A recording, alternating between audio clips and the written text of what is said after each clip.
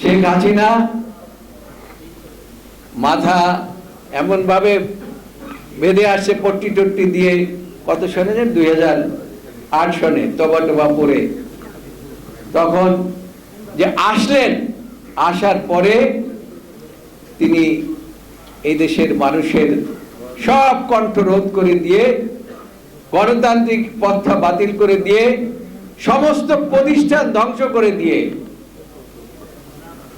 গণতন্ত্র, মানবাধিকার, বিচার ব্যবস্থা, প্রশাসন সমস্ত ধ্বংস করে দিয়ে তারপরে ক্ষমতায় থাকার জন্য তার লালসা হয়েছে। তারই এই বহিঃপ্রকাশকে আজকের যে সন্ত্রাসী কর্মকাণ্ড, এই সন্ত্রাসী কর্মকাণ্ড করে ক্ষমতা ধরে রাখতে চায়।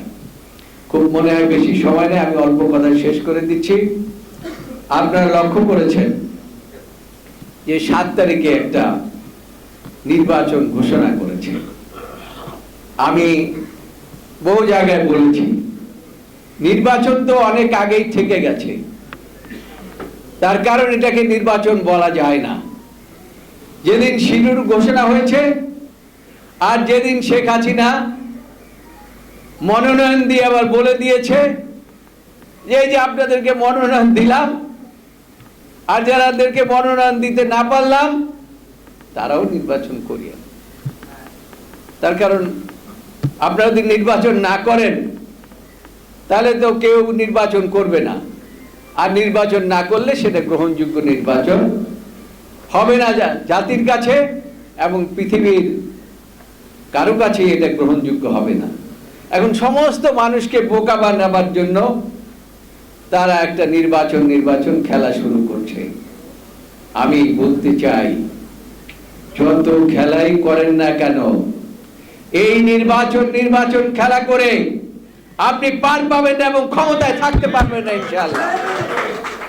এখানে স্থায়ী কমিটির সম্মানিত সদস্য আছেন, আমি তাদেরকে বলবো যে যাদের বিরুদ্ধে মামলা মোকদ্দমা দিয়েছে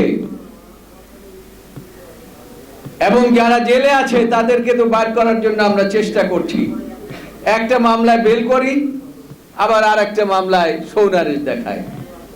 মাননীয় মহাসচিবের বিরুদ্ধে 11টি মামলা দিয়েছে এই পর্যন্ত। সুতরাং এমন কেউ নাই যে এই কয়দিনের মধ্যে 7টা, 8টা, 10টা, 12টা মামলা না দিয়েছে। এখন যারা বাইরে আছেন তাদেরকে অনুরোধ করব, আমাদের এই বাইরে এই 4 দেয়ালের মধ্যে আটকে থাকলে চলবে না। এই সরকার অনেক ফ্যাসিস্ট সরকার, ফ্যাসিস্টের সহজে ক্ষমতা ছাড়তে চায় না।